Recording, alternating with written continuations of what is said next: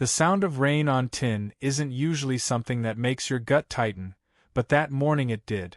It had been coming down for 3 days straight, and the creek that cut through the back of my property was swelling like a beast waking up. I'd seen floods before, small ones that licked at the fence line and went back down, but this time, the current had teeth. The whole valley had that gray, heavy feeling, like the sky itself was leaning down to watch what would happen. A week earlier, I'd built a sandbag barrier along the edge of my driveway. Not for decoration. Not to spite anyone. Just to stop the water from swallowing my workshop and the tools I'd spent 20 years collecting. I stacked each bag myself, hundreds of them, until the barrier stood solid and wide enough to hold back the runoff.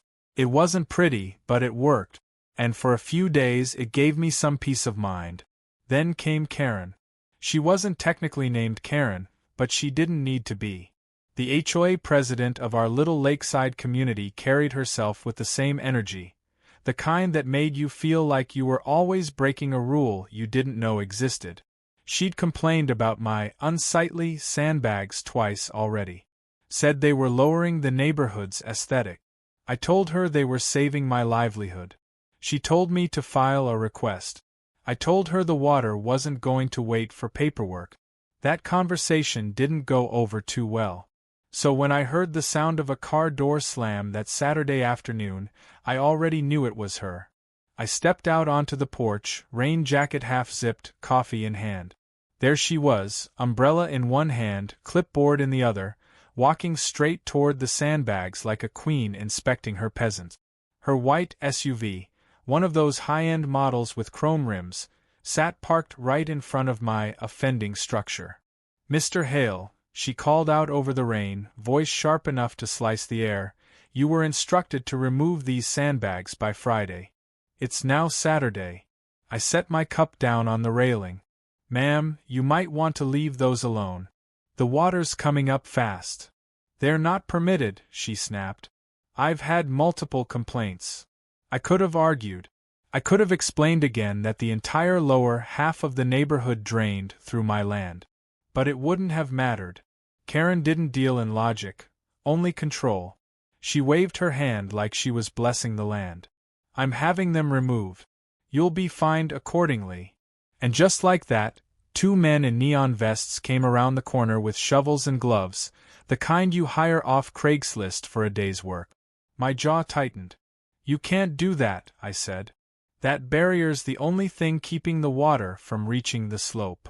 She smiled, that tight, plastic smile that never reached her eyes. "You'll thank me later when the neighborhood looks respectable again." I stood there in the drizzle, watching as they tore into the barrier I'd spent 3 nights building. Bag by bag, the line disappeared. Mud slid where there had been structure. The creek below growled louder, a sound like it knew what was coming. By the time they left, the rain had picked up again. Karen got back into her spotless SUV, splashing through the mud she'd just created, and gave me a smug little wave through her tinted window before driving off. I just stood there, soaked and silent, staring at the jagged remains of my sandbag wall. That night, the rain didn't stop once. The wind howled. The creek roared like it was angry at the world. Around midnight, I went out with a flashlight, and the water was already creeping across my driveway, twisting through the mud like dark veins. I shoved what I could, wood, tarps, boards, anything to slow it down. But deep down, I knew I'd lost my defense the moment Karen took it away. I went to bed with one thought circling in my head like thunder: if that water kept rising, it wasn't just my property that would pay for it. By dawn, the storm had turned mean. The kind of mean that rattles windows and makes trees bow like they're praying for mercy. I barely slept an hour. Every time thunder cracked, I'd jolt awake and check the window, watching the waterline creep closer to my porch light. The air smelled of wet soil and something electric, like the earth itself was on edge. At first light, I pulled on my boots and stepped outside.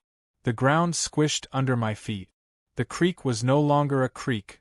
It was a river now, wide and angry, devouring everything in its path. My driveway was gone, replaced by a brown current swirling with sticks, leaves, and someone's trash can. I followed the flow with my eyes, and sure enough, it was heading straight toward the lower road, Karen's road. Her house sat in the dip of the neighborhood's curve, a shiny white monument to her need for control. Perfect hedges, spotless lawn, flower pots arranged like they'd been placed with a ruler. And parked right in front of her marble steps was that same pearl-white SUV, still gleaming despite the storm. I almost called her. Almost. But something in me stopped. She had ignored every warning, mocked every precaution. I wasn't about to beg her to save herself. I went back inside, made coffee on the gas stove, and sat by the window, watching nature take back what was hers.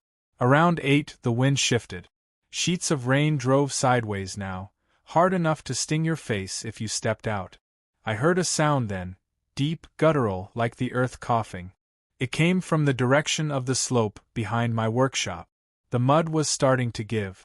Without the sandbags, the runoff had nothing to slow it down. A river of brown water tore through the slope, slammed into my fence, and kept going, carving its own path straight toward the lower road. I grabbed my rain jacket and ran outside, half slipping, half sliding through the muck. I couldn't stop it, not anymore, but I had to see it. Water surged past my boots, knee-deep and rising. Somewhere down the hill, I heard a car alarm go off, muffled by the storm. Then another. Then shouting.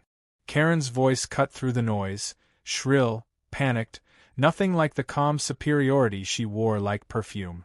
Somebody do something. My car. My car.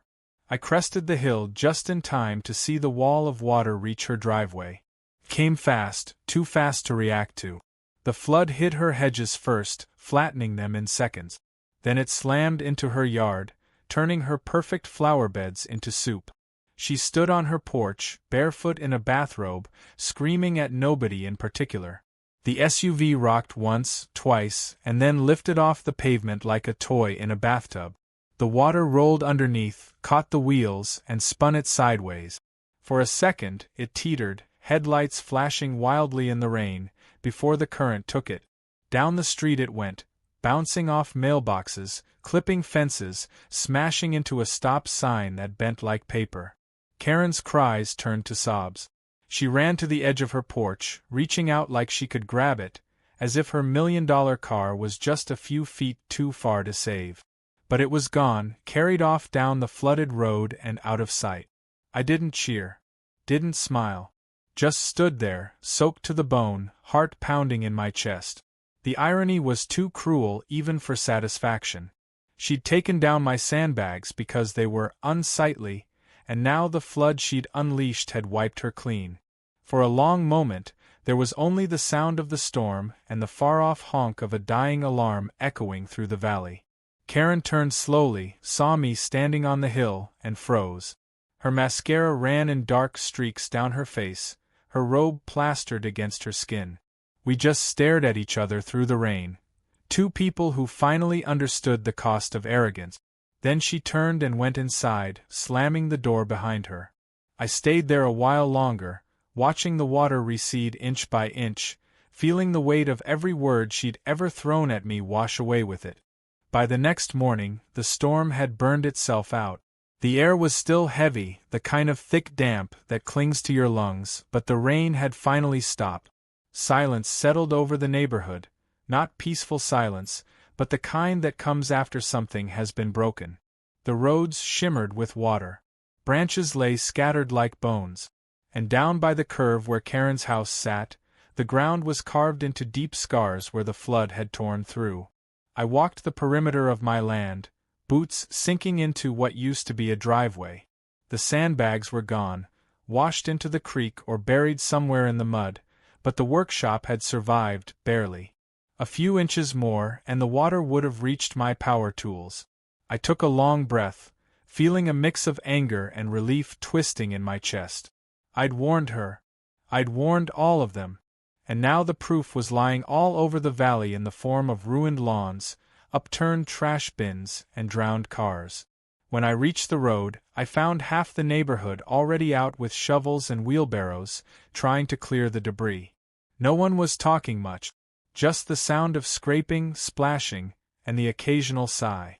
People moved like they were in a daze, realizing for the first time that nature didn't care about HOA rules or property lines. Karen's house looked worse than the rest. The pristine white siding was streaked with brown. Her front steps were cracked, one flower pot hanging off by its rim like a broken ornament. The driveway was a swamp, and where her SUV used to sit was a trail of mud and tire tracks leading straight to the creek's bend below.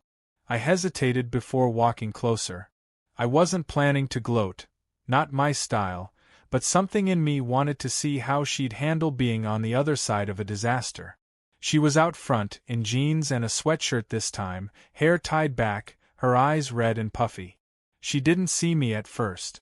She was kneeling in the mud, pulling ruined flowers from what was left of her garden. Her hands trembled, not from cold, but from something deeper. When she finally looked up, her face went still. For a second, neither of us said anything. The morning sun tried to push through the clouds, turning the wet pavement into a dull mirror between us. "I suppose you're here to say, 'I told you so,'" she said quietly. Her voice had lost that sharpness, replaced with something that almost sounded like shame. "No," I said. "I'm here to see if you're all right." She laughed once bitterly. "Do I look all right?" I glanced at the wreckage. "Could have been worse. You're still standing." Her eyes flicked toward the bend in the creek, where the top of her SUV's roof barely poked out from the muddy water. "That car was worth more than most people's houses," she said softly. "Guess that's what makes this poetic, doesn't it?" I didn't answer.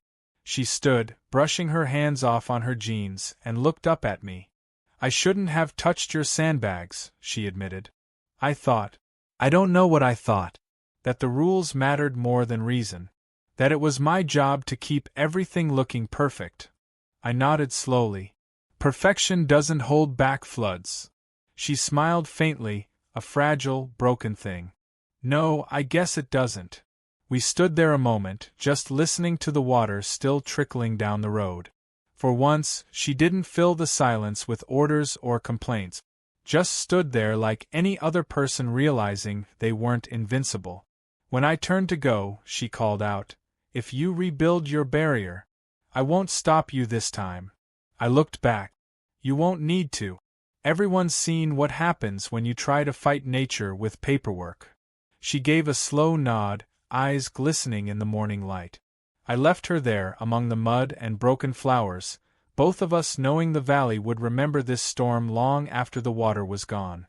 For the rest of that week, the town looked like it had been through a war. Fallen trees leaned across driveways. Lawns had turned into shallow ponds.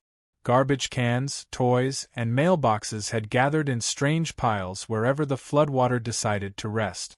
The HOA was silent. No emails, no memos, no community updates. The Queen had lost her crown, and nobody seemed eager to pick it up again. I spent my days hauling mud-soaked lumber out of my workshop and cleaning tools one by one. The smell of wet earth and oil filled the air, heavy but honest. I didn't bother putting up new sandbags yet. The ground was too soft, and I wanted to see what the next storm would bring before wasting the effort. Every evening, I'd watch the sunset bleeding through the haze, the creek now calm and glistening like nothing had happened. It was the same every year: flood, destruction, renewal. Nature always reset the board, one way or another. On the third day after the storm, a knock came at my door. When I opened it, there stood Karen, mud still crusted on her shoes, but her usual perfect posture gone. She held a thermos in one hand and a folded envelope in the other. "I made coffee," she said quietly, like someone testing unfamiliar words. I stared for a second, half expecting some backhanded comment, but there was none. Just tired eyes. I gestured her inside. She stepped in, glancing around my living room like she was seeing it for the first time, not as something to inspect, but something to understand. She poured 2 cups and sat across from me at the table. For a while, we didn't talk. Just the sound of rainwater dripping from the eaves outside, steady and slow. Finally, she slid the envelope toward me. "This is your fine notice," she said. Or at least, it was. I had the HOA void it. I raised an eyebrow. "You drove all the way here to tell me that?" She shook her head. "No. I came to say I'm sorry." Those words hit harder than I expected. Coming from her, they carried weight.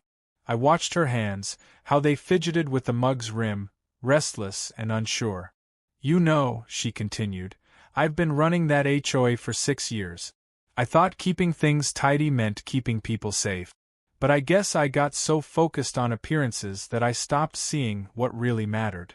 I leaned back. "You wanted control. We all do, in our own way." She smiled faintly. "And you were trying to keep the flood out while I was trying to keep the world looking clean. Turns out neither of us really won." The air between us softened. For the first time, she wasn't the HOA president, and I wasn't the stubborn property owner.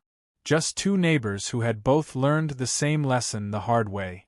She glanced toward the window, where the early evening light painted the wet grass gold. "I talked to some of the others," she said. "We're thinking about rebuilding the drainage system together, something better than what we had before. I'd like your help." I nodded slowly. "You sure you want me involved? I might use sandbags again." Her laugh was quiet, genuine. "If it works, I don't care if you build a wall out of old tires." For a long moment we just sat there, the storm's echo still lingering in the air. The valley outside was quiet, bruised but healing. I realized then that this wasn't just about a flood or a ruined car. It was about the illusion of control, how easily it washed away when the world reminded you who was really in charge. As she stood to leave, she paused at the door. "You were right, you know," she said softly. "About the water. About everything." I gave a small shrug. "Wasn't about being right. It was about surviving." She nodded once and stepped out into the fading light, leaving muddy footprints that stretched across my porch, marks that would dry and fade with time, like the storm itself. But the memory of that flood, of the moment when arrogance met consequence, would never wash away. The next few weeks changed the neighborhood in ways no meeting or fine ever could. The storm had humbled everyone, stripped away the glossy rules and neat facades until what was left was just people, tired, muddy, and finally willing to help one another. The same neighbors who once glared at my pickup for being an eyesore were now borrowing my shovels and hauling sand with me. The fences between us, literal and otherwise, seemed lower than they'd ever been. We started meeting at dawn, tools in hand, fixing what we could one piece at a time. The culverts that had been neglected for years got cleared out. The ditches were widened. I even built a new barrier, not as high or defiant as before, but smarter, reinforced with stone and proper drainage. This time, nobody complained. In fact, half the neighborhood pitched in, each shovel of dirt carrying a quiet apology. Karen showed up every day. No clipboard, no high heels, just work gloves and determination. She didn't say much, but her presence spoke louder than any speech she could have given. Once, when I caught her struggling to lift a sandbag, I stepped over to help. She shook her head. "I've got it," she said, and she did. The woman who once fined people for planting unapproved shrubs was now knee-deep in mud, learning what real responsibility looked like. One afternoon, as we were packing up for the day, she walked over to where I stood by the creek.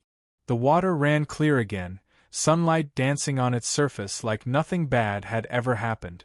"You know," she said, "it's strange. I used to look at this place and see problems. Unkempt lawns, chipped paint, broken fences.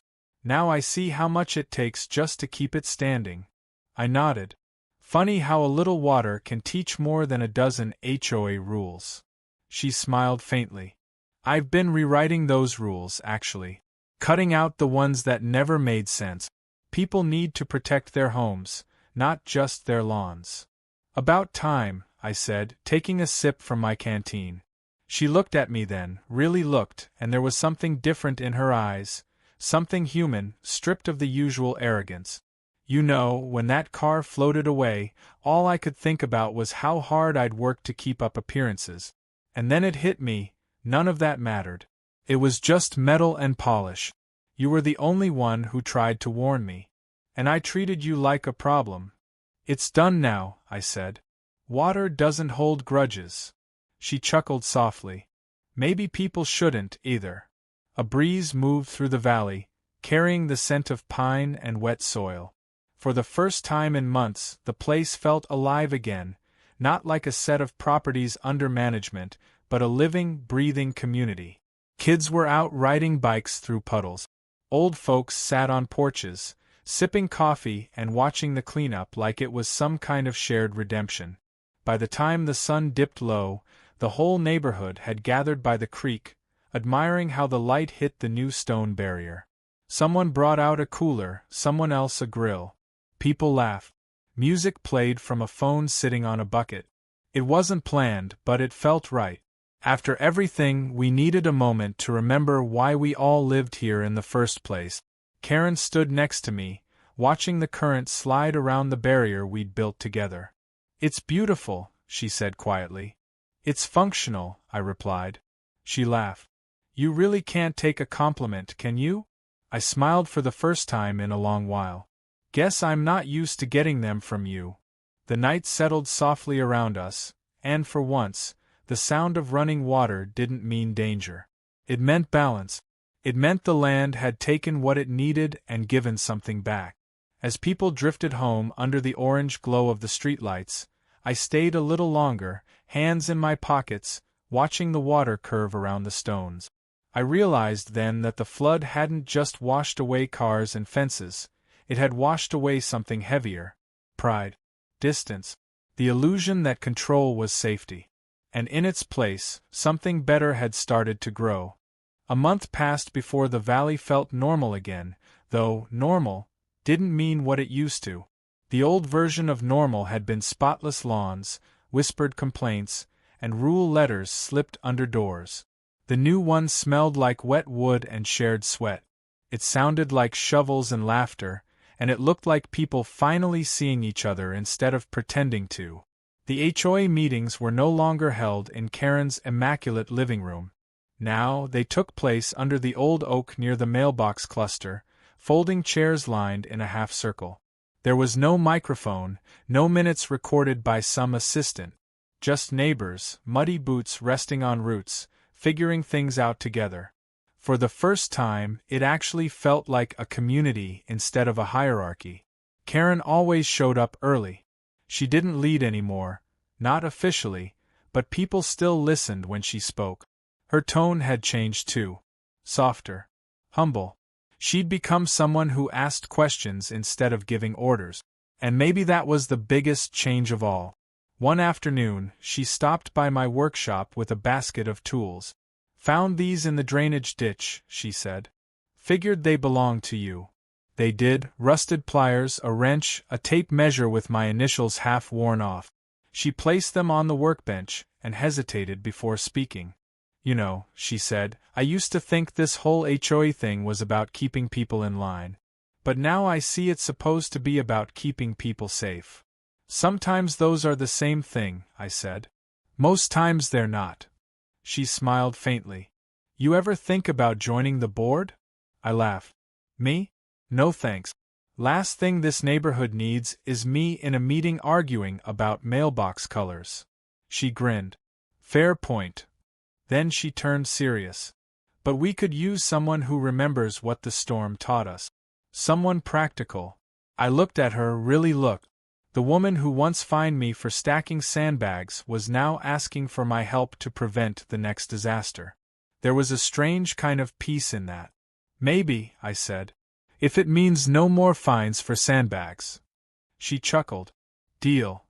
For a while, we just stood there, the sunlight spilling through the open door, catching on the dust in the air. The creek outside murmured quietly, steady and calm again.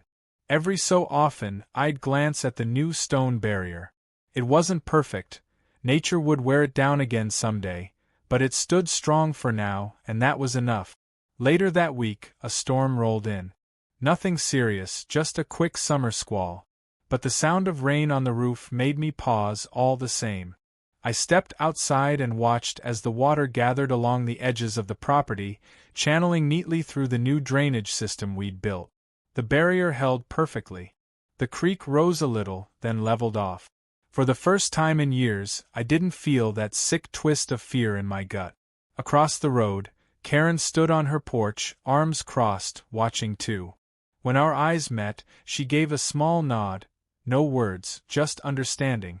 The rain eased a few minutes later, and sunlight broke through the clouds, reflecting off the wet asphalt like polished glass. I stayed there, breathing in the smell of fresh rain and wet cedar, and thought about how fragile control really was. You could spend your whole life enforcing order, but one good storm would still come along to remind you that the world doesn't answer to rules or pride. It answers to balance. The flood had taken plenty time, effort, even $1 million car, but it had given something back that was harder to measure. Perspective. When I finally went inside, the sound of the rain fading behind me, I glanced back one last time at the calm water and the steady wall holding it.